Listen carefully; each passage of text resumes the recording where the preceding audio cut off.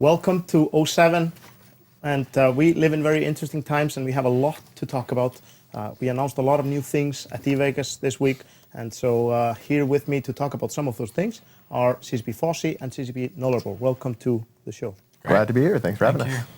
So it's good to have you both on. You're back from Vegas, NULLABOR. Wow. And sadly, Fozzie, you couldn't be with us this time. But seeing how like jet lagged you guys all are, actually doesn't make up for it at all. No, not even a little bit.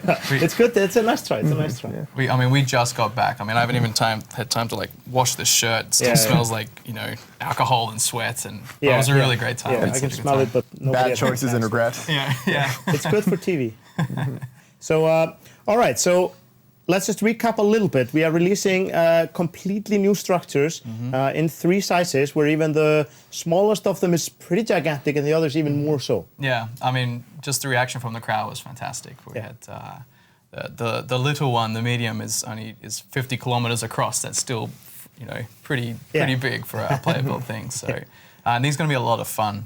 These are really affordable. You can throw them around all sorts of places in space, and put all your stuff, and it's going to look after you. And it's got some good firepower even for a medium. So, Really good control over everything. And and then we have, the large. This is going to be this is the market hub. The large is the first size that lets you fit a market service. Yeah. And they're a little bit more expensive, and they're going to be a stretch goal for some smaller groups, and your bread and butter for the really big groups. They're going to want to use these to put all their caps in. You're going to see them in wormholes. You're going to see them in high-sec as trade hubs, and they're pretty affordable, very powerful. Just check out the vertical docking base. The vertical supremacy. Oh man! Oh, the art guys scratched their heads for a long time. We said we want to make undock points where it looks like they can fit out of them. Like, we regret making ships like this now. Come out like this or something. Have them come out like vertically. So we put a lot of effort into that, and they look amazing. So we're going to see these all over space. And then the XL is like the crown jewel. This thing is freaking huge. It's like, like the tiny little... the same size as the Death Star. Similar size. Yep, all the eastern seaboard in the US. There's been some cool comparisons about how big these guys are. Yeah.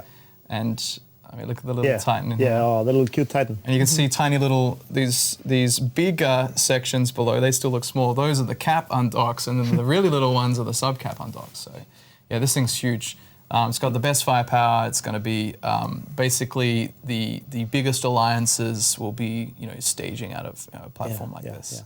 And when you deploy them, you can turn them any which way, so you can choose where the undock point goes. And we have this cool deployment effect where it's like a 3D kind of ghosted, blueprinty looking thing. Yeah. Instead of this like weird green box that you drag around. So you can put them almost anywhere you like, provided you keep them a bit of a distance away from other stuff in space, and turn them around, and you could have 2 structures, pointing the undocks at each other, and it's going to be really cool. So a little nicer to set up than POS, for example. Not that I'm saying anything bad about POS. No, we're really streamlining that whole experience. That's the kind of world building that players have just never had before, but we've been able to enjoy as developers a little bit. Like I remember when we were making Thera, placing the stations, like turning them to like, it's going to be a great view from the undock here. You put this like right beside the rings of this gas giant, and you'll be able to now do that too as a player. You say, I want my gigantic structure to go like up close to the planet and have you undock right. Make your own space city. So you're basically saying everybody is a dev now? Yes, pretty much. Okay, that's pretty cool. Lots of dev ships to make then. All right, so I just want to know like what it was for you. I know it was like for me, but after you went on stage and announced all these things, what it was like being surrounded by all these players at Vegas for the whole weekend and getting the feedback like straight up about so many things. The reaction was amazing because we've been working on this for a long time. We kind of forget like some of the cool stuff that we've added in, and a lot of stuff we've actually already announced. But it was so cool to just recap exactly what we're doing, and show everyone some new visuals and show them a little bit more detail and some work in progress. It really makes it start solidifying some of this vision that we've got. And the reaction from the crowd was just fantastic. I almost had to speak up because everyone's chatting and screaming and clapping. So yeah, exactly. It was, but it was really, really good. And the atmosphere from all the devs coming back from Vegas, with sort of this sort of quiet moment afterwards. We're that was pretty good. Op success. It was a really good weekend. Yeah, it was a really good weekend, and I think everybody's really energized after. Yeah, absolutely. Did you get any feedback from players at Vegas that made you think oh, maybe we should change this or add that or anything like that? Yeah, for sure. The structures roundtable for me especially, we had just a constant barrage of questions and feedback on all different things, and we took down some notes. There was a lot of really good concerns from the wormhole community. Okay. They've got some very specific play style that they want to make sure isn't completely thrown out the window with these new structures. So we got some really good notes on some of their concerns, especially, and just all sorts of little things as well. We put out the new dev blog about how you build these. We're getting some great feedback on stuff like the copy times and volumes and pricing and stuff like that. So it was a really good weekend for getting the feedback and going back to the office and having a rethink on some of the stuff we've announced. Awesome. And then a great Monday for salvagers. Yeah, yeah. The markets have gone crazy. It was and people, some people getting upset that things were not announced in their time zone and all that. It's the hard thing about being a market trader. That's right. Yeah. But the mechanics of it. There's some novel mechanics. We talked about how you deploy the station, how you can turn it any which way, which I love. And then there's tethering, which is another new cool thing that we're doing. Can you tell us a little bit about tethering and how it works? Sure. So this is us having a rethink about what the POS shield is supposed to be doing, which is some sort of contract of safety about being in space close to a structure that you build. And if the structure is safe and you're tethered, then you are safe. And there's been a lot of exploits and sort of edge case problems with the POS shield over the years, so we're going back to the drawing board and trying to rethink about how we can do that. And tethering is our current proposal on how we're going to do that. Yeah. And it's really interesting. You don't really interact with it in any way. There's no buttons to turn it on or off. If you have docking rights at one of these new structures and you're within range, this cool particle effect, arm is just going to come out and grab you and make your ship safe. You can't be targeted, you can't take damage. But then we also want to make sure that if you choose to aggress somebody and engage somebody, then the tethering is not going to save you, and you can't just disappear back inside the structure. Yeah. And we're hoping that's going to really fix a lot of these docking games and POS shield games that people have been playing, where they sort of feather in and out. And we want to make sure it's safe when you expect it to be safe. And when you commit to the fields, you're committed to the field. And there's no ambiguity about how that works. Yeah, that's good, because it's always been a little weird. But docking games are mostly fun when someone messed up. That's right. So we want to make sure that there's an opportunity that you can get in over your head and there's no way to sort of escape except by a combat, basically. Yeah. You can still mess up, but the rules are now at least very clear. Exactly. There's this. So there was a feeling for me, sitting in the room when you were doing the presentation, that you were almost felt like you were announcing the details for a new game. There was so much stuff and so many things that just put certain things just on their hat, and just there's a lot of uncertainty about what's going to happen. So with all these changes at the same time, do you guys feel you have a strong overview of what's going to happen and how people are going to use these features, or is there some level of uncertainty in there? I mean, there's so much changing, and that's the exciting part about going back to this big expansion model, and the Citadels with all the capital work as well. This is one of the biggest releases we've done in a really, really long time. In terms of the amount of content and the potential for new gameplay. Yeah. And to be honest, we don't know what's going to happen, and that's the exciting part, and that's the bit that tells me we're on the right track. Yeah. That we can't find any particularly game-breaking exploits, but the possibilities of what you can do with this, that's really exciting. So we can't wait for spring to see what happens. Yeah, it's going to be very exciting. I've got some questions from players on the forum. We asked for some questions from them. And there was a question about something that CCP Eterpium said about being able to kick people out when you have so basically he was talking about gunners maybe shooting at their own people, being able to then kick them out of the station. And that means you can kick people out. Are they going to be tethered? What's going to happen? Are they just going to shoot out? Yeah, so you get really good control over who can access all the stuff in the stations now with these new access groups. So you can control who can use the market or who can man the guns, assume control. And one of them is docking as well, so you can take away docking rights. What we need to figure out, we definitely want to be able to make sure that you can get people out of your structure who are no longer supposed to be there. Exactly. But we need to do it in a way that's not just going to, eject everybody in space and they can all be blown up, and it can be a really a bad experience for them. So we have to find a middle ground, and we've been talking about a few solutions for that. Maybe on next login they are forced out in space, or we give them some kind of time period where they can get out. But we've got a few options on the table. We haven't decided yet, but it's a really good question. So we don't want to make think it too easy to troll people. It has to be some. There has to be some. And we still, there's still a chance that you can catch them, but it's not completely unaware. It's not. It shouldn't be a big surprise to them. That question was from Hendrik Colley in Blood Foundation, by the way. Thanks for the question. Here's one from Rack7 from Hidden Agenda. He's asking, going back to the wormholes, if there's going to be any special Citadel mods or fittings that are unique to wormhole space. Yeah, not for the initial Citadel release. But it's a really good question that, we can definitely have modules or either unique to areas of space or that behave slightly different depending on the area of space. And we're looking at that sort of thing for some rigs and bonuses, and obviously Sov Null gets, certain benefits for owning sovereignty. So the idea of having wormhole only, fittings is really interesting, but we haven't got anything planned.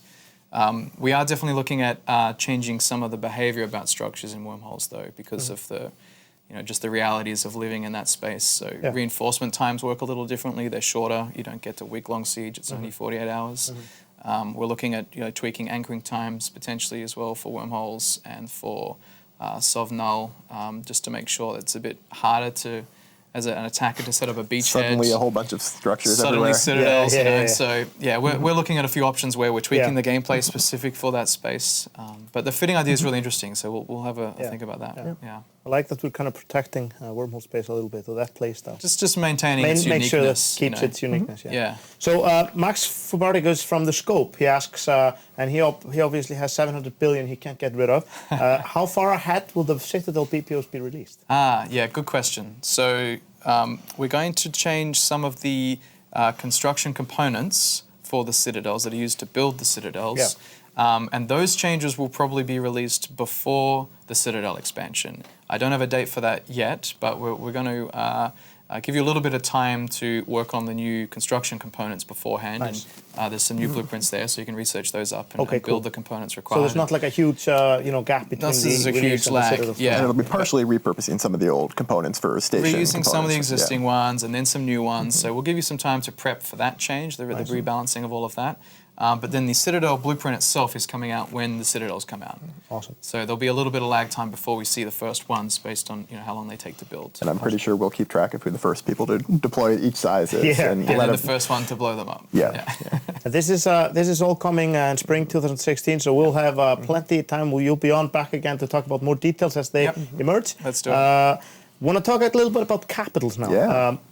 So one of the stated goals for the Capital rework says that capital ships should be effective in most combat situations without completely dominating the battlefield and without invalidating other ship types.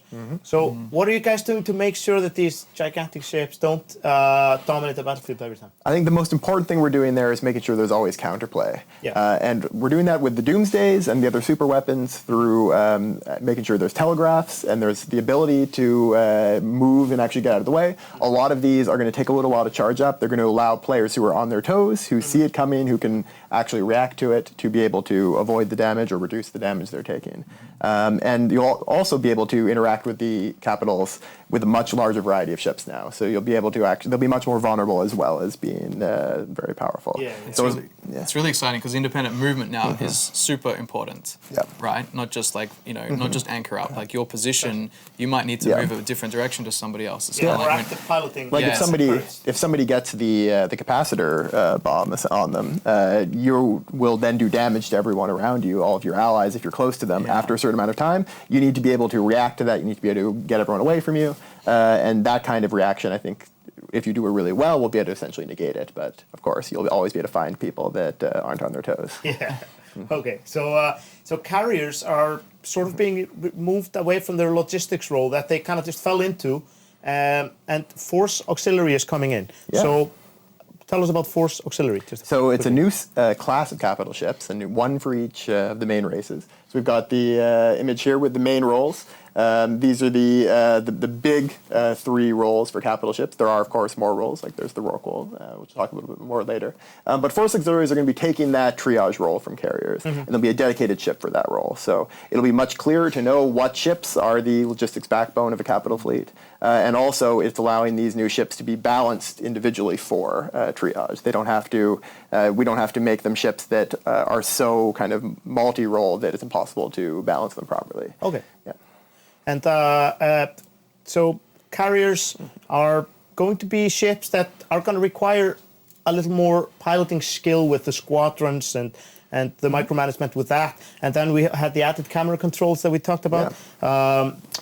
So would you say that's an accurate assessment, that they will need to be more like, actively piloted? And you'll be able to get benefits from more active piloting, I think. You'll still be able to operate them pretty simply. You'll still be able to take your fighter squadrons, which are going to be representing these collections of fighters. One thing I know some people have been getting a bit confused about the way fighter squadrons work. They're a group of fighters of all the same type, so you're not going to be able to mix and match different fighter types in them. Okay. So what they do is pretty simple. They have like damage and they have special abilities, but those special abilities will be the same for each fighter type. You'll be able to manage those, and if you want to, you can just tell them to shoot, and that can be pretty simple. Okay. But if you want to get the most out of them, you need to be able to use their special abilities on cooldowns. You need to be able to move them around the battlefield in the right positioning, and that's going to require a lot more active gameplay, a lot more skill. So there's a lot more room for really good carrier pilots to show themselves. Really positional gameplay. It's very interesting. I look forward to watching people make the most of it. There's also some general balancing changes being made to capitals. I just want to get your assessment of like which one is your favorite and why. Oh, that's a tough one.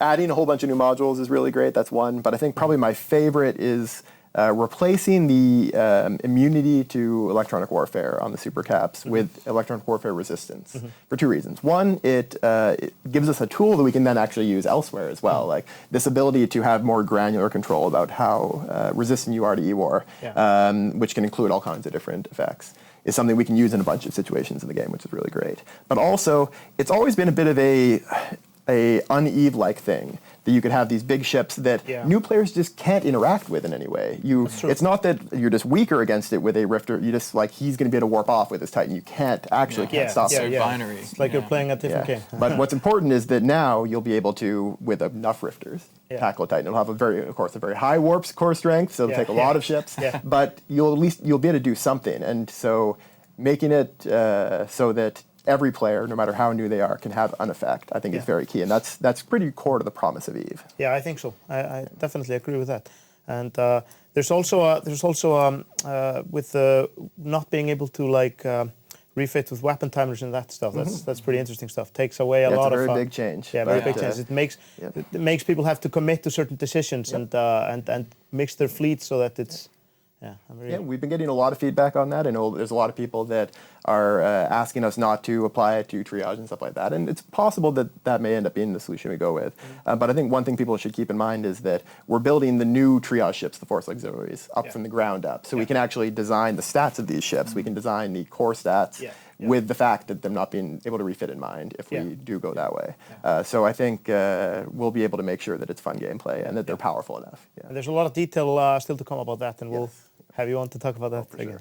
Sure. So finally, new Doomsdays, the Sickle, the Pike, the Hand of God. And that's just the tip of the iceberg. We've got some more in our Skunk Works is working on too. That's pretty awesome. These are the ones that were far enough along that we were able to talk about it. So you actually have more in the back. Yes. I can't promise you that too many more will come in the first Citadels release, but there's probably going to be more that keep getting released after that as well. And there probably will be some more too. So this on screen here is the Sickle. The concept is it fires a moving beam throughout space that if you don't get out of the way of, you're going to get smacked by.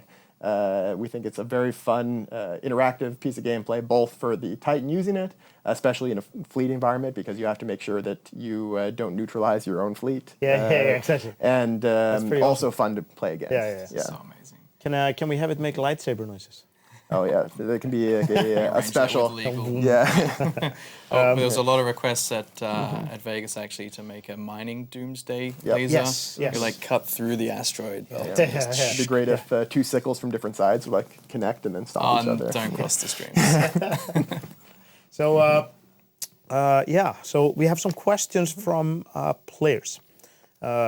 Soleil Fournier from the Bastion asks if capital ships will be allowed in high-sec to destroy citadels. Yeah. So we are not right now in the Citadel expansion planning on moving capitals into high-sec. It's something that we very well may do in the future, but at the moment they're going to stay as a special tool that's unique to null-sec, wormhole space, and low-sec. But I think it's important to note that you don't need these ships to destroy citadels. Yeah, with the new DPS cap on the structures, it's actually, you can bring a fair amount of battleships to hit the cap. You can also just bring less battleships, and it takes a bit longer, but not so much longer. You know? So we're not so worried that like an XL will be completely unkillable or anything in high-sec. So especially considering like you'll be able to get a lot of ships together for a lot of these high-sec. A high-sec XL is probably going to be one of the most valuable things in the game for the market. So I imagine people are going to have some big battles over it. And it'll actually be interesting to have that slightly different gameplay of defending your citadel in high-sec versus defending it in low-sec or null-sec. Yeah, it's going to be really interesting. It's going to create some big battles. So there's a question. Two people in the thread asked about this, and more have asked elsewhere. It's Surfjin from Giant Industrials and the Reaper from Net7. They asked if the Rorqual will be getting looked at. Yes. So this is something that I've talked about, I think, at every fan fest since I've started at CCP as well. And it's up there with Ganglinks as like this, if you excuse the pun, like my white whale. This I will conquer it someday. But we're not ready to talk about plans yet for it. But we do have plans. Of course, some of the plans have been around a while. Some of them are newer. I can't promise that it's going to get its changes at the same time as the other capitals. We can only do so much at once. But I also won't rule it out. We're going to do our very best. And we're going to start talking to players as soon as we're a little bit further along. It's not quite as far along as the other capital changes, but we do have plans, yes. It's definitely a ship that needs some love. Yes, over the years it's sort of slipped away from grace. It's a ship that has a lot of love with a lot of players, according to the number of questions we got. And I mean, I can say, like, this is something I think I've said at last FanFest as well, but we really believe that fixing the ship has three main pillars. The ship needs to do powerful things itself on the field, which really means mining a lot itself. It needs to be able to very effectively support other miners and other industrial ships on the field. And it needs to have defensive abilities that are useful enough that you can actually get a reasonable expectation of surviving on the field in null-sec. Instead of just leaving it in POS. And if we hit all those three pillars, I think we're going to get a ship that's extremely exciting for our industrial and mining players to use. And I think we can. We've got stuff in the work for all three. Yes, we'll definitely invite you on to talk about that once we know more. But that's it for this part of the show. We will be back with interviews about Brain in a Box and, of course, soft changes and the new stuff coming in the even nearer future in the Parallax release. So, we'll be back with that. But right now, we're going to go to 07 report by Hendrik Teledar and see what's been going on in space. Greetings once again, space friends. Hendrik Teledar here with another recap of all the happenings in EVE Online over the past few weeks in this edition of the 07 report. We'll begin in the northern region of Fade, where Pandemic Legion, Waffles, Pandemic Horde, and Northern Coalition teamed up to attack the Imperium Coalition's moon overseen by Space Monkey's Alliance. Because the region is within the Imperium's area of influence, it was a very simple matter for the defenders to form up and protect their assets. The resulting battle saw the Imperium save the moon from the attack, with the Butcher's Bill reaching around 30 billion ISK. A few days later in the nearby Declan region, another area under the Imperium's control, Pandemic Legion attacked a capital fleet alongside their sister alliances of Pandemic Horde and Waffles, inflicting over 45 billion ISK in damage to the Imperium. To the east in the Droneland regions, A large battle in Innsmouth between the Red Menace Coalition and the team of Vanguard Coalition and Geminate Coalition saw somewhere between 600 and 700 billion ISK destroyed, depending on which battle report you go off of. This massive attack was provoked by Red Menace Coalition's attack on valuable money moons under the control of Vanguard Coalition and Geminate Coalition. The battles fought over these moons saw a pair of Titans destroyed, as well as several supercarriers and carriers, with Red Menace Coalition taking the bulk of the losses. The growing conflict between the two opposing powers continued, with multiple battles being staged over the course of several weeks, reaching over 100 billion ISK in ships destroyed as the two sides fought for control of the drone regions. To the south in Amencia, a 50 billion ISK battle was waged between Gentlemen's Club and Stainwagon Coalition to determine who would control a valuable moon in the region. Initially, the battle only began with Gentlemen's Club defending the moon from attack, but quickly escalated as both sides called in reinforcements each time the other side escalated things. Despite taking heavy losses in the battle, Gentlemen's Club were able to secure the moon and defend it from falling into enemy hands. Nearby in Catch, Northern Coalition clashed with Stainwagon Coalition when a Northern Coalition supercapital fleet en route to a new staging system became trapped, sparking a large battle which saw Titans and supercapitals being utilized. Stainwagon Coalition opted not to use capital ships themselves, instead mostly relying upon Cerberuses and battleships to deal the damage. While they were unsuccessful in dealing more damage, the Stainwagon Coalition were able to successfully destroy a Northern Coalition supercarrier with the assistance of the Providence residents referred to as Provi Block. The supercapital fleet were able to break off from the engagement and make their way to their new staging system in the Iridia region. In non-nullsec news, the Losec system of Dur witnessed a bloody brawl between two warring coalitions headed by Snuffed Out and Shadow Cartel.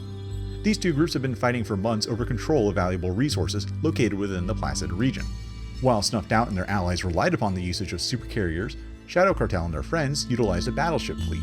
However, both sides did opt to use a Titan, all of which resulted in around 76 billion ISK destroyed for the battle over a moon in the system. Despite the strategic victory in securing the tower, Snuffed Out suffered a heavy loss shortly thereafter when the Titan they fielded during the fight was destroyed. The Erebus failed to extract itself from the fight properly and got caught in the nearby Vestuve system by the OSS and their allies, who helped bring the total ISK destroyed to 183 billion ISK by destroying the Careless Titan. Those are all the big battles that took place in EVE over the past few weeks. Now let's take a quick look at the notable kill mails that occurred in the same time period. First, there is a 116 billion ISK Erebus Titan that belonged to Psychotic Tendencies. The ship was caught and destroyed by the OSS and their allies in the Vestuve system located within Placid. A week later, Honorable Third Party suffered a 106 billion ISK loss in the form of an Erebus Titan in the Galasine system, also located in Placid, thanks to Snuffed Out. Dreamfleet lost 2 Titans in the large battle between Red Menace Coalition and the combo of Vanguard Coalition and Geminate Coalition. First, there was a 111 billion ISK Avatar-class Titan, as well as a 107 billion ISK Ragnarok-class Titan. Both ships were destroyed in the Innsmouth region. As previously mentioned, Snuffed Out lost a 107 billion ISK Erebus to the Sinusoidal Field Theory and the OSS in the Vestuve system, also located within Placid. An Avatar Titan belonging to Brothers in Arms Alliance was caught and destroyed by Project Mayhem in the Hakonen system, which is found in the Lone Trek region. And finally, Shadow of XX Death XX lost a 101 billion ISK Avatar Titan in the Great Wildlands system H-8F5Q. Memento Moriendo are credited with the kill.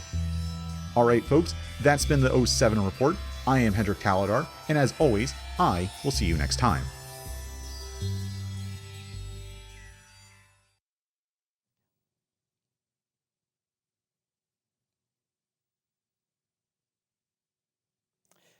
Welcome back. I am joined by a CCP mimic. Indeed he is. Yeah. And we are here to talk about current affairs. Yeah, what's been happening in space. That was a lot of big ships blowing up, and this winter there's a lot more ships going to be blowing up, so prepare to lose some ships. Exactly, but if you're going to lose a ship, then you need to keep track of who you killed and killed you. So that's why it's good to mention that Lucas Rocks, who's a well-known third-party developer, is making a new kill board that we wanted to point out. He's on Twitter, so you can go find him, and because he wants feedback. It has the ship in the middle there. It's actually like our ship viewer. It's like 3D. You can move it around, all that good stuff. Really see what it's like. He was challenged to do that by CCP Tellers on the DevFleet Slack channel, where players hang out to chat with devs. And then T. Amper, he challenged him to put the actual turrets on the ship And so he went and figured out to do that. So he's really working on the details, and he wants ideas and feedback from you. So like, definitely help him out with that. We love these third-party projects. Exactly. And we're going to stay with our little theme about death. Yes. And talk about the Crimson Harvest, which is currently going on. The Crimson Harvest, huh? That Omir, he's crazy. And he is. And so are a lot of you guys, because there's been so much bloodshed in the last days. It's been crazy. It turned into an absolute bloodbath. And this event ends November 3rd. Which is Wednesday. Yeah. So please use your boosters before then. And of course, you know, we hope you had fun killing each other and that you keep killing each other until November 3rd. And this has been a very popular event. People have told us they want more of this sort of stuff. And it's, you know, just more blood. Exactly. More blood, more fighting. Talking about fighting in-game, next weekend, so not because I'm not Icelandic and I actually talk like a normal person. Yeah. Not 2 days from now, but 9 days from now, next weekend is the Amar Championships. And this is where we determine who the heir to the Amar Empire is going to be. Big stakes. And what it is the 6 houses have set forth their teams. They're going to battle it out. Yeah. And then the last 2 teams will be flown out to FanFest next spring. So there's some big prizes. Big prizes. Exactly. Next April, yes. And we are going to be streaming this live here on Twitch, of course. And it's going to be absolutely fantastic. It's very different from the Alliance tournament in the way it's set up. Well, certainly. I mean, the teams are only 4 pilots in each match. Yeah. And of course, there are interesting rules depending on which race is, which house is fighting. Yeah. And so there's going to be a lot more details coming out in a devlog this week where we're going to outline how it's all going to be, what the schedule is going to be, who you can expect to see fighting. So definitely tune in on right here on this channel in 9 days' time. Yeah. And then we got something nice from our wonderful community. We did. Yeah. Very, very nice. Thank you so much, everybody, for feeding us all that delicious, delicious pizza. Oh. There was, as far as I'm concerned, not nearly enough pineapple, but we got some fantastic notes, as you can see on your screen. They're all up still, still up on the GoFundMe page, and as you can see, the pizza was absolutely delicious. I believe 109 people donated, but just wanted to give a shout out to all of you who are a part of this community for all the wonderful things and just being a part of it. You are the topping on our hearts. And we love our community. Yes. And then EOC TV, you should all visit EOC TV. They're running some really cool events. The EOC TV Rumble is going to be starting soon. Crazy race with lots of mayhem. Go there for more details. And then they have the tournament on like why, where you're supposed to post videos on why you love Eve. And there's already a bunch of submissions that you should go and check out. They're really great. And if you submit a video of your own, you get 10 points that you can use to vote for other videos. So like those who submit, vote on the other ones, and then, you know, there's one winner for the prize. For, you know. But why we love Eve. Why we love Eve. I mean, I would have to make like an epic movie if I was going to say why I love Eve. But definitely. It's a fantastic contest. Exactly. And talking about love, the Game Masters and Customer Support got a support ticket about 2 weeks ago from one of our players' girlfriends asking for us to give a shout out to him for his birthday. And I'm sorry that it happened to fall a week ago, but we just wanted to say happy birthday to Marcus Genjutsu. So happy birthday. Happy birthday. With fireworks and everything. Much more fun than getting a petition about banning your spouse's account or something like that. This is they very play true. too much. This is this is much nicer. Exactly. But talking about fireworks and present celebrations, how was Vegas? Vegas was amazing. That's basically the word for that. It was off the hook. We had so much fun. We sold out. We had almost 800 people. We had parties. We had pub crawls. We had presentations where we basically we made it rain information on the crowd. And I was in the room while my colleagues were raining information and just sitting there and just absorbing the excitement that was building in the room. It was fantastic. and we had so much to talk about that whole weekend. And Eve Vegas is so here to stay that it isn't even funny. Players brought all this wonderful swag as well. It was pretty cool, like making their own, pins and badges and cards and all that stuff. And it's just stickers and awesome. shirts. Yeah, stickers and shirts. And I got this Total Eve shirt that I'm wearing. It's their 1 year birthday actually now. So yeah. Happy birthday, Total Eve. Yeah. I also got a shirt, but unfortunately the color clashes with the walls. Yeah. So you would disappear. I'm saving it for a special occasion. Yeah. But yes, talking about player gatherings, tomorrow is G-Fleet. G-Fleet takes place in Düsseldorf in Western Germany. It's a very ambitious ticketed event. They've sold almost 100 tickets. CCP Phantom from the community team is going there, and he's going to be demoing Gunjack. So if anybody is in the general area, I definitely recommend you check that out, because it's a very ambitious event that's taking place over the weekend. It starts tomorrow.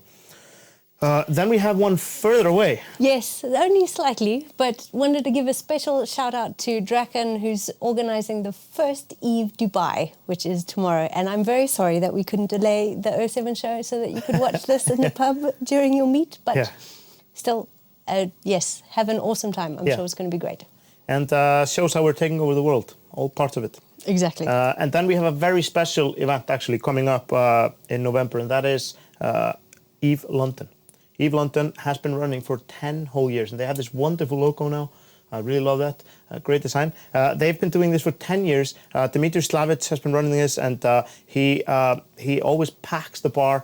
They have this giant bar. They have like 150, 200 people come out every time. It's going to be more now. And I urge anyone who is in the general UK area to make their way down there. If you're just in London, you have no excuse. Train and get there. It's easy. It's going to be a great time. CCP Falcon is going to be there demoing Gunjack. So you get a chance to try Gunjack if you go. Okay. And also, just wrapping up all the player meets, just in the next month, I'm going to have to read these off because there's so many of them.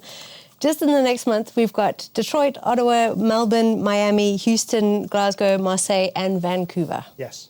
Which is just an enormous amount. All those events taking place, and you should really go to evemeet.net, especially if you heard your city called out, and check details. Get to a gathering and meet people. It's wonderful. Exactly. Eve Vegas was started by one player running a local meet. So there you go. And the next player meet that you and I are going to is in Australia. Is all the way in Australia. I was talking to Guard earlier and found out today that he has never been on the other side of the equator, which is just madness. Never been to the southern hemisphere. So, like, my plan for this trip is basically, like, I'm just going to flush the toilet the whole time and see if it turns the other way. So anyway, I can't wait. He's free to do whatever the hell he wants to do, but I'm going to go and talk about spaceships, which I can't wait to do. And I'm not going to talk about EDU. I'm going to let Otto Bismarck do that instead, because I spoke to him about a week ago and he told us all that's happening at the event. Take a look at this.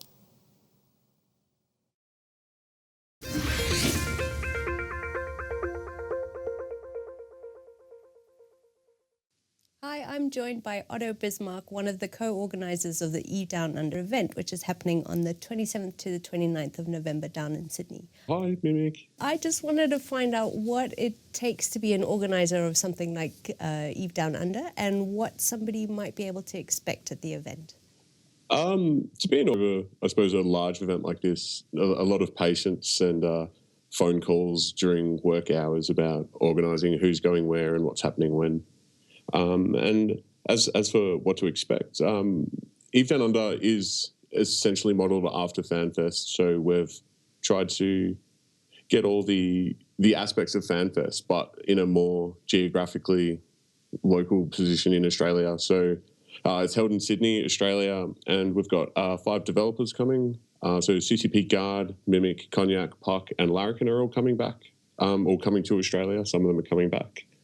There's a reception on Friday night and also a poker tournament. And then on Saturday and Sunday, there'll be panels and presentations from both players and CCP. We're lucky enough to have both VR titles, Gunjack and Valkyrie. Then Saturday night, we're going to have our world-famous pub crawl. And then on Sunday, there is the PvP tournament. So there's going to be some really awesome prizes as well. There's a whiptail donated by Eve Bet. one of the players from Australia, when he went to FanFest, bought a server blade from TQ and has donated that. And the proceeds are going to a charity for Beyond Blue. There's going to be an Eve box, which is from the original release of the game, signed by devs.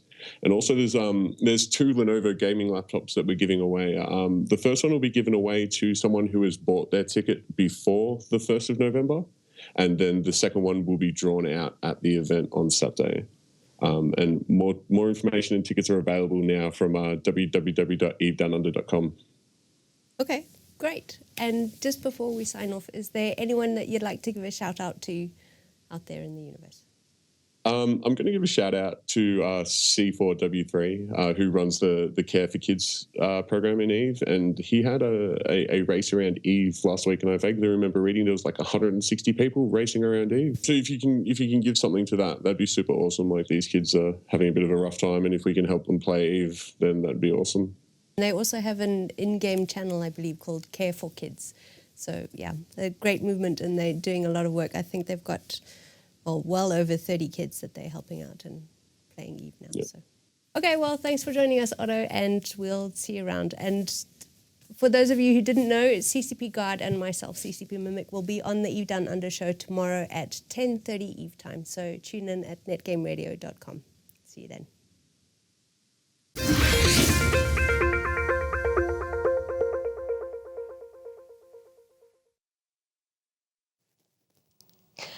Hi and welcome back. I am joined by PrismX, and this is something that I wanted to talk to you about for quite some time, and I know that Twitch chat was going wild about this earlier. They want to know everything as well. I want to ask you about Brain in the Box, which is coming in the Parallax release next Tuesday. Next Tuesday. Yes. Right. What is it? It is the most awesome thing I've ever done in my entire 9 years here in CCP. So to put it into as few words as possible, which is hard for me, is we're saving computations on the computer that is working on the space battle that you are trying to be a part of. Okay. And to make it a bit more verbose, we're basically taking all your skill effects, which you have been injecting into your head for a long time, and we're trying to crumble them all into this one entity, this one end effect, because up until now, we've been calculating all your skills from their basic skill points through their rank, all the way down to what level that becomes, multiplying that by certain attributes on those skills, and then those attributes, that operation becomes another effect on another attribute that's on your ship or on your module or even on your character, because your character then has other attributes that affect everything around you. And it seems kind of silly when you say it like this, because right now we're just doing so much work over and over again, because there's no idea, there's no concept of this brain. It's just a lot of books in your brain, and we do, like, at least, I'm not going to say an exact number, but we do a lot of calculations every time something changes, because there's no knowledge of what's going on. But something's always changing. Something is always changing, that's true, and therefore we're doing a lot of calculations over and over again. And we start from this beginning of the chain, the total skill points you have in a certain skill, and we take it all the way down there, and nothing really has changed during that entire chain until we hit this one, like some guy activated a module on your ship and affected maybe your armor hit points or something like that. And it's very bad in a computer world to do the same calculations over and over again, when they only change when you finally train a skill. That's when your brain really changes, or you inject an implant, or you inject a booster or something like that. But so what we're doing is we're taking all these skill books and just like crumbling them into this brain, and then we just take the brain and we rub it on your ship, and now your ship is better because your brain has been applied to it. Okay, all right, that makes perfect sense. It does to me. No, it makes perfect sense to me as well, but that's because I've spoken to you about it before. Okay, and this is something that we at CCP have talked about to players for quite a while. Yeah, but by the sounds of it, I mean, taking all of that and crushing it all down, there's a lot involved, and there's a lot of different aspects that you have to consider. Yeah, so I think we first mentioned this internally in 2010 or 2011. I think I dug up an email from CCP Veritas to CCP Masterplan, and they were just talking about this. Yeah. So I've been working on this for almost 2 years now. It's been a lot of work, and I'm really thankful for CCP for allowing me to do this, because Yeah, it's, I've been just sitting in my corner doing my thing for 2 years now, and it's great. But and it's almost done. It's going to be there on Tuesday, and Yes. I might be sweating a bit over it, but I'm trying to stay relaxed. Just a little bit. Okay, but all of this is going on in the background, and all of this is right down to the infinitesimal little moments that are happening. Yeah. But the average pilot who's going to log into TQ on Tuesday or Wednesday, what are they going to experience? Is there going to be anything that they notice is different? So this might be a weird answer, but I hope not. Like my hope is that nobody noticed anything happened. Okay. Because what we're trying to do is we're basically trying to remove pain points from the user experience. And if everybody forgets about those pain points and never remembers them and just thinks everything has always been awesome, Okay. then I'm great. But, Okay. But to make it not be facetious about it, then we might, if you're in a fleet and you're jumping through a gate, we have this problem of the fleet is kind of affecting itself over and over again, and you jump through, somebody else jumps through and affects you, which kicks in this calculation I was talking about, where you calculate everything over again, and then some other guy jumps in and he affects you again. And that requires that to calculate all over again. And again, which is what makes this jump tie-dye. When you jump through a gate and your fleet is just, stuck in jump for... Forever, yes. So we hope to reduce that by a lot. Okay. And also because when you're switching ships or undocking from stations, all of this stuff is happening as well. Mm-hmm. We also hope to maybe be able to reduce some of the JIRA load, because there's a lot of players there, and most of the load they're making is just, undocking or docking or jumping in or out. So yeah, that's hopefully what the average player will see. But I just hope they forget about, it ever having been capped at 2,100. And, the new cap will always be. All right, so we're hoping for everything being the same, maybe jumps a little bit faster. But this also does mean that there's more that we can do in the future. There's changes that we are now able to make when it comes to designing and developing new modules, say, for example, weapons or anything like that. Yeah, because to be able to make the brain in the box, we had to make a lot of work before that. Like the actual amount of making the brain has been the least amount of work we put into the entire project. Okay. And from that, a lot of awesome things is going to come. So the idea of attributes on items is now... This is not your charisma or your social memory. No. This is, say, for example, the tracking speed or the mass or the range that a certain ship has locking ability on. And so to be able to make the brain and be able to say, like, okay, your light, or sorry, it's called a combat drone now, I guess. Yes. Your combat drone damage multiplier from skills is 270% or something like that. But that wasn't possible until we made the idea of 270% exist in EVE. It's the idea of a number didn't exist. Like, you couldn't work with a literal number. You had to work with this relationship all the way down a long chain. Yeah. So now we had to make this concept of a literal number to be useful. Now that we have that, we can do awesome things. We can actually we can think of these great things to do which actually don't incur this crazy calculation over and over again. Just for an example, like we could make a glue ball. So you fire this glue ball into space, and the area of effect calculation is still going to be kind of dodgy, because you got to do the physics behind that. Mm-hmm. But then it just glues all the ships in place for 15 seconds, and that's I want it. Yeah. And then look, their velocity goes to 0 for 15 seconds, and then we remove that modifier, and we don't have to calculate everything over again. We just remove the modifier, and now they can move again. I mean, I don't know if that's a great game design thing. Okay, yes, no, I mean, that's completely irrelevant, but it's a perfect...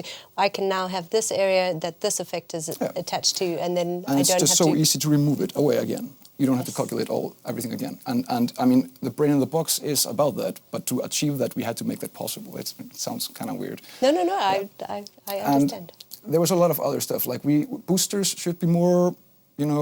manageable by the client. You don't get the weird glitches, suddenly it disappears because you jumped over a system or docked somewhere or something like that.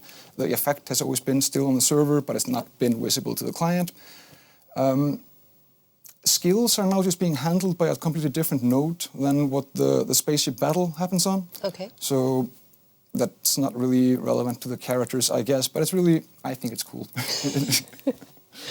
Okay, well, thank you very much, and I hope that Tuesday everything goes absolutely perfectly. So much I'm for sure having that it will. I believe that you guys had a huge mass test last week. We did. With lots of people It's one of showing the bigger mass tests I think we've had for a long time. I think we had 700 players on the server, and I'm not sure how many were in local at the point, but... I'd like to give a shout out to the guys who developed the new launcher for yes, that. I think yes. that's helped a hell of a lot. I know it has with all the testing that I've been doing on the Omar Championship. So thank you very much to yes, if you haven't tried the new launcher, then definitely do, because it makes getting on CC or any of our other test servers so much easier, as well as managing all your multiple accounts, which I know you have hundreds I don't know if this is relevant here, but before we had this new launcher, I have logged into Tranquility thinking that I am now in Duality and been a bit too slow to realize it. So This is not a good thing. This is not a good thing. Anyway, as long as you weren't breaking too much stuff. No, I didn't break anything. I'll just unplug Players the are quite brain. helpful, Yeah, going that'll like, be "What are fine." you doing here? You shouldn't be here." But yeah. Anyway, thank you so much for letting us know a little bit more about what's inside the brain, inside the box. Of course. Thanks for having me. It was an absolute pleasure. We are now going to cut across to a Does It Fit segment with CCP Guard and CCP Rise, and they are going to be talking about a player-submitted video, and I'll let them explain it because it's beyond me. But yes, enjoy. Welcome to Does It Fit, where we cook up the most delicious fit in the universe. Except this time we are more like the sous chefs. Yep, that's the right. Head chef. We're is- almost more like a waiter. We're just like delivering. Yeah, it's true. We're delivering food to the table. Well, I'll keep my chef's hat on because I like the way it looks, but it's a little bit stolen honor here. Who's our chef this time? So it's Suetonia, which we should maybe just start calling a show Does It Fit, like brought to you by Suetonia, because he's so helpful in suggesting stuff. We've used his Kestrel fit before. Yeah. And this time we actually called, I don't know where you guys did it, but... We called a couple of seasoned video makers and PvPers who do PvP on Tranquility to show other people how to do it. And, we got some back and we'll use the other ones later. But for now, because it's very topical, we're going to use Battlecruiser fit. Yeah, we're going to use his Cyclone. He's been flying a bunch. Okay, so we have a picture of that somewhere where we can see the fit. And it is a Cyclone fit, I believe. Yep, there it is. So I would say this is like kind of very cookie cutter. This is like a good time to talk about it because Battlecruisers just got kind of a big round of buffs across the board. The Cyclone changed maybe less than some of the others, but it still gets some of the stuff that they all got, like better speed attributes generally, so it's faster than it was. And they all got a new projection roll bonus to their damage. So a new missile velocity bonus for the Cyclone means it shoots much further. Mm-hmm. And just kind of that big spread of improvements means Battlecruisers are fun to try right now. Yeah. And the Cyclone's always been a solid one, even though it's one of the less popular, which is probably just because of the missile Minmatar thing, which isn't quite as big as guns for Minmatar. So. Yeah. But it's a really cool ship. It's mean, fast, and just does things really well. So if we go through the actual fit, this is going to be a heavy assault missile launcher fit. So you see 5 ham 2s in the highs, which gives you really good damage. You can see the missile damage stat is another. It's like 550 missile DPS, which is really strong. Yeah. And then the nice thing about the rest of the highs, with Minmatar, you have a lot of flexibility. Here we have a medium newt and a small newt. Small newt's actually really nice because it cycles fast, so it makes it more likely that you can bring down something like a Confessor or some other really small ship, but that can really tank a long time with speed, stuff like that. Yeah, so you get better intervals to play with. Yeah, exactly. And then you still have the medium one, which means even against cruisers, you can put on a lot of cap pressure. Yeah, I like that. So that's our highs. We go into the mids. We have a micro warp drive. We have an invulnerability field, an extra large ancillary shield booster, which is really a lot of tank. Fitting an XLASB on there means you can especially for a while, like for early in the fight, tank quite a bit of DPS, especially using that shield boost bonus that the Cyclone gets. So that's really good. And then just normal tackle, scram and web. This is really a brawling ship, so scram and web is fine. You don't really want the long point so much. And then in the lows, we've got we're getting a little bit CPU limited. So we have meta damage control. It's a pseudo electron damage control. 2 nanofibers and 2 ballistic controls for some more damage. Okay. So lots of damage. And we had a video submitted by Sutonia where he actually takes this bad boy out and beats some people up. So let's take a look at that. There's some action to see there. And he has, he puts his money where his mouth is when it comes to flying this. So so this is actually a pretty standard. This is exactly what this fit wants. It's just a straight up brawl with a Demos, a heavy assault cruiser. You would usually expect a hack to beat a battlecruiser straight up, at least the brawly ones like a Demos or a Vagabond or something like that. But really, in this case, especially with the right damage type there, he has no problem at all just melting through the Demos. Yeah, that's pretty interesting because the Demos is a more advanced ship, but much more expensive. Probably more invested into the fit as well. And it doesn't even really matter. I mean, he hardly stretches his tank here, and he just easily, especially with the newts, eats him alive. I like that. And before his friends can come in, he's dead. But he's not gonna have any friends after that, if you lose like that. Losing 1v1s against cheaper ships is not the best way to get friends. But yeah, this is what you want. And this isn't the only thing it can do. It actually does pretty well against certain frigs and destroyers. And it does fine against other battlecruisers as well, fighting stuff like Feroxes and Brutixes and stuff like that. You should do really well too. I think cruisers are really the wheelhouse. You want to fight a bunch of those if you can find them. Exactly, yeah. They're good at taking them and chewing them up, spitting them out. Exactly. Racks. It's pretty cool. So that was great. Thanks, Sutonia, for helping us with this. And we will cook up something more delicious later. But on the set, we have new guests to talk about soft changes and new stuff coming in our near future. So let's take a look at that.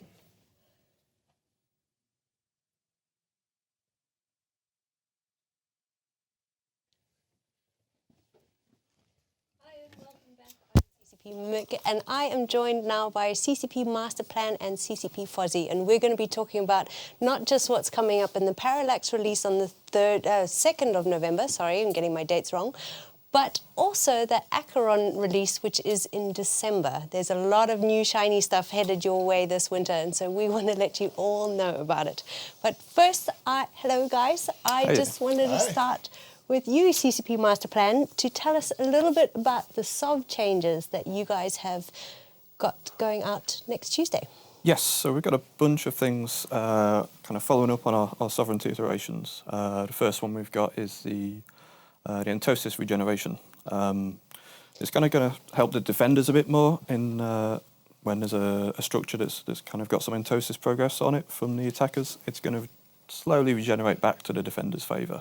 Okay, and why was it decided that this was needed? Was there something where I'm guessing that it was because not everybody would start a fight, but then not commit to it? A lot of the time you'll get kind of one guy come along, he'll get maybe 1 or 2 cycles, the defenders will chase him off, and then they have to go and refit, put entosis link on, undo his progress, and then these kind of it means that they can kind of just stay in space. The structure will slowly capture itself. It's always going to be faster to capture it yourself with a link, but it'll kind of keep the defenders in space a bit more and give them more to do.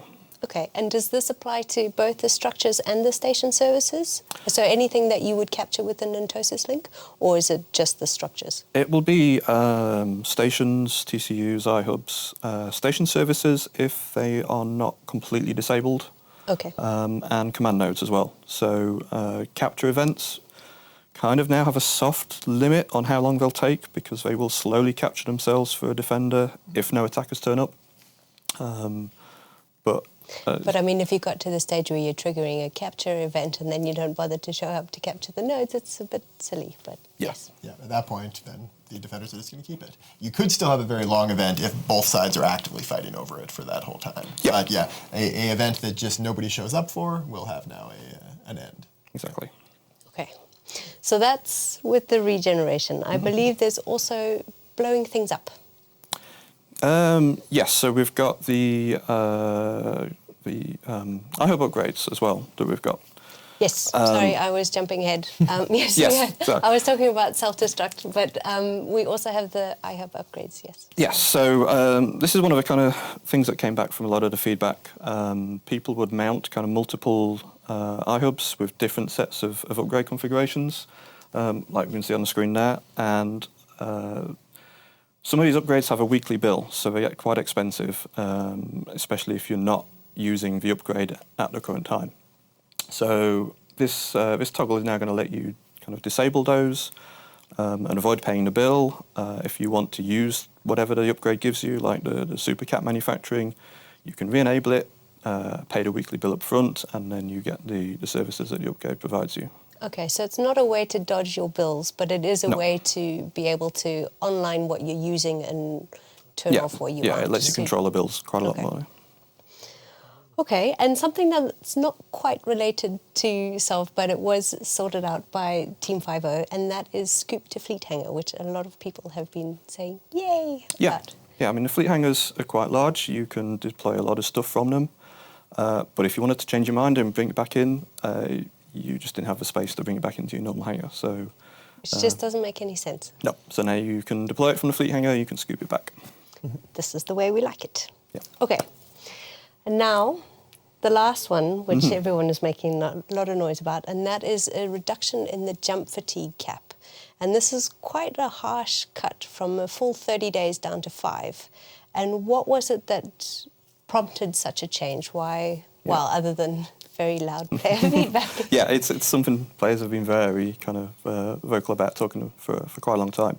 The 5-day cap is kind of aimed at letting you deploy for a weekend, do what you need to do, and then hopefully by the next weekend comes along, your fatigue is kind of cleared, and then you can come back home or deploy somewhere else, rather than being stuck for a few weeks with fatigue from one up.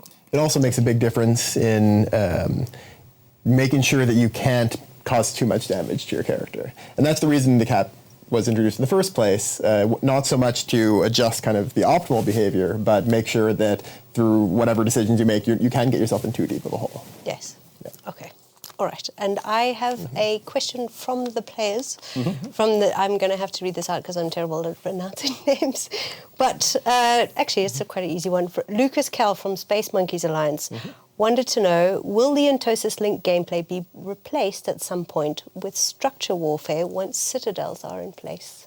So what we're doing is, Citadels have a different set of interactions with them at launch. This is designed for the Citadel itself, for a structure that shoots back, which is a very different kind of environment than we have with the solve structures right now in the command nodes. What we're going to do is release the Citadels, see how that goes, see what people like, see what they don't like, see what we can learn from it, and then look at incorporating what we learn from that into the Entosis mechanics, what we learn from the Entosis mechanics into the Citadel mechanics, and I think they'll eventually move towards each other for sure. But it's one of the things I think it's far too early to make a decision of exactly what's going to happen next. We want to see how this goes in live first, because it's one thing to theory craft about, oh, well, this will mean this for players, they'll enjoy this part, they won't enjoy this part. We want to see how it goes on TQ. Okay, this is great. And something else that's coming in the Parallax release, which you have been working on with... I've forgotten the words, but it doesn't matter. I'll leave that part out. Something else that you've been working on, which won't actually be visible from Tuesday, and that is the kill marks on ships. Yes. And that's just a picture of showing what it'll look like when you have 147. There was a whole little GIF about it that was at eVegas, but I couldn't find the file, so you guys just have one picture, and that's just the way it is. One thing I wanted to ask is, what counts? What counts as a kill, what doesn't count as a kill, and why are we starting this now if we can't see what the kill marks are? Yeah, well, the guys in Tri-Lambda have been doing a bunch of cool work with kind of the decal tech. So what we want to do is show off how many ships you've killed. We're going to count basically any ship that's piloted by a character that's not in your own corporation. It's got to be kind of a so I can kill my alliance mate, but not my You can kill the alliance mates, yep. You're still welcome to kill your corp mate. You're just not going to get the kill mark. Capsules, shuttles, rookie ships, they won't count because they're just kind of too easy to farm. And as long as the ship's piloted, then pretty much any other normal ship-to-ship kill will start counting. Yep. And then on the expansion after Parallax, when that comes out, Acheron, we'll have a whole bunch of ships with numbers from 0 up to however many they've managed to kill. And then on that release day, your ships will suddenly start having lots of nice kill marks on them. Excellent. Okay, and this will This is, sorry, I was going to say something which is actually quite silly, but it's to do with the rust and dust that's coming at the same time that the kill marks will be visible. And I was about to say that you would need to make the ship active in order for it to show, because if it's just sitting in your hangar, you can't see what it is, and that's what will trigger it in the first place. And then realized that was a very silly thing to say, because if they haven't activated the ship, then of course they're going to have no kill marks on it because they haven't used it to kill anyone. If you manage to kill a ship while it's packaged, or like get kills with it while it's packaged, then that's really impressive. That's elite PvP for sure. I'm sure somebody's going to try. Yeah. There you go. That's your challenge. Okay. Thank you very much, Masterplan. Fozzie, I wanted to talk to you about new shiny things coming this December. Yeah, we've got a lot of great stuff coming in this winter. Yeah. There's too much to talk about. So I'm going to limit you to just some of the shiny new ships. Yeah. So we've got 13 new ships planned for the winter period.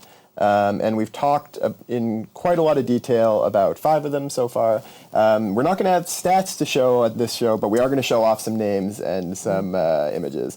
The first one I think we're going to get up on the screen is the Endurance. So this is the ice mining Tech 2 frigate. There it is. I love that paint job. It's so great. It's so sweet. Fits right in with ice belts. And this is a ship that we originally announced under the name Discovery, but we ended up changing the name. It overlapped too much with Project Discovery, which is our, of course, real science tool incorporated into EVE. So we're naming it after Endurance instead, which I love because the Endurance expedition is my favorite Antarctic expedition of all time. It's a really great story. If you haven't heard anything about it, everyone go look it up. It's great.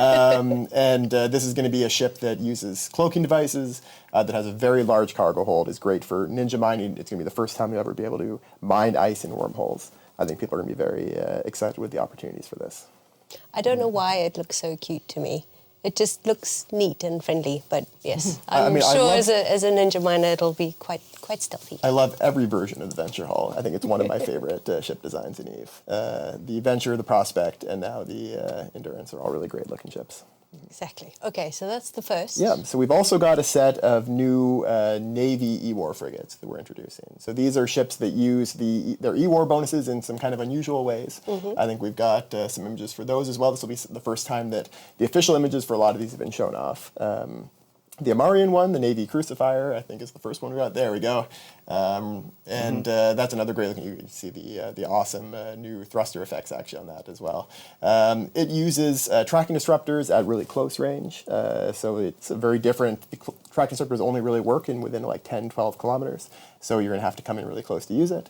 But then also does a lot of powerful laser damage. So it's really a combination of E-War and combat. We also have the Navy Griffin, which I think is going to be one of the Trollia ships, which I love. It's also got really strong EW effects and good combat with rails, but again, has to come in really close to use it. So it's very vulnerable and in a lot of danger when it's doing that. We've also got the Navy Mullis, which is going to be the first Navy drone frigate for the Galente. I think a lot of people are going to be excited for that. It has a little bit of a range increase for scramblers, but not for disruptors. So you really only works in relatively close range. You can still use a disruptor, you just don't get a range bonus for it. But it also has a bonus that allows disruptor or scramblers to scramble more, have higher scramble strength, I guess would be the way to say it. So you can catch people with warp core stabs, which I think is going to be something that Rick Javix is really going to love. And finally, the Navy Vigil, which is a missile frigate Navy for the Mimitar, and combines kind of long-range webs, but not as long-range as the Hyena, but just a little bit of a range bonus with some pretty strong missile damage. So I think people are going to be very excited to use this one. We're hearing a lot of feedback on this. We put all the stats up on the forums. There's been a lot of great feedback. Big thanks to everyone who's been posting feedback there. We've got some changes that we're working on to address some of the feedback that's been coming in, and we think that's going to be kind of an ongoing discussion over the next month and a bit. Okay. And then finally, well, not completely finally, but the next set is the 4 new Tech 2 logistics frigates. So we aren't going to be revealing the stats today. We actually have to reveal some module tier aside before we reveal the stats so that the stats will make sense. We'll be doing that later. Okay. But I know what you mean, but yes. But we can show off the models and the names of them. So first, we've got the Amar Deacon, which is, there you go. This is the Amarian logistics frigate. The kind of core role of these ships is what you'd expect. They're remote repairing ships. They've got better resistance than the Tech 1 version. Performance will be quite similar to the Tech 1 version. We're going to try to make sure that they're not too powerful. Don't want to be oppressive. So that is the Deacon from Amar. Then we've got, I think next is Caldari. So that's the Kirin. There we go. So that's the Caldari Kirin. based on the Bantam. Then it would be Galente next, so that's the Thalia. There we go. And then finally the Mimitar Scalpel. There you go. So we think people are going to be really, really excited to play with those. Okay, and about how long until people can expect to get their greasy little paws on all those numbers and stats? I expect it'll be very soon. Very soon, yeah. Probably next week sometime. Oh, wow, that soon. Okay. All right. So, yes, you heard it here first. Wait. It'll be announced soon, I promise. Okay. Now we've heard the names, we've seen the pretty pictures. I have a question for you from Kopaka Newton of Sanctuary of Shadows about whether or not you have any details on the mechanics of the micro jump bubble for the new destroyers. All right, so this is the... We haven't spoken about yet. So the last 4 ships we're introducing this winter are the new destroyers. We're not ready to talk about the details of those yet, but I can talk some more about the details of the micro jump drive that it uses. Okay. So this is a tool that works a lot like a normal micro jump drive. It's got, you activate it, it's got a spool up, then it launches you, but it takes other ships with you around it. We've got a lot of questions about it. In the same direction that you're facing. In the same direction. Doesn't matter what direction they're facing. Okay. They'll keep moving. Like if you get caught by it and they're passing through, they'll continue on their direction, but they'll be continuing it ahead. But they'll be with you. They go in your direction. And this has no. It doesn't decide who's friendly and who's not. No, it just takes anybody. It doesn't give you an option of not going with it either. You can always get away from it. It's a pretty short range effect, so it's going to actually be pretty challenging to catch people with it because you're going to be just like a normal micro jump drive, moving at full speed as the thing spools up. But if you can catch people, you'll take them with you. It won't take capital ships, and it won't be usable in high sec because that's just going to be a bit too trolly. Yes. You wouldn't have a good counter for it. We need to make sure that you have a good way to counter this by, you always need to be able to shoot them before it takes you off. So you can only use it in an area of space where they can always shoot back at you. And it's not going to suck ships out of force fields either, is it? No, it won't take people out of starbase force fields or anything like that. But we think there's going to be a lot of really cool options for these. It's going to be very exciting. I think it's another one of those things like NULLABOR said with the Citadels, where we don't know all the implications of what people are going to do with it. It's going to cause a lot of ripples, and they're going to do a lot of things that we don't expect, and that's really exciting. Yes, definitely. Always is in a game like this. Yeah.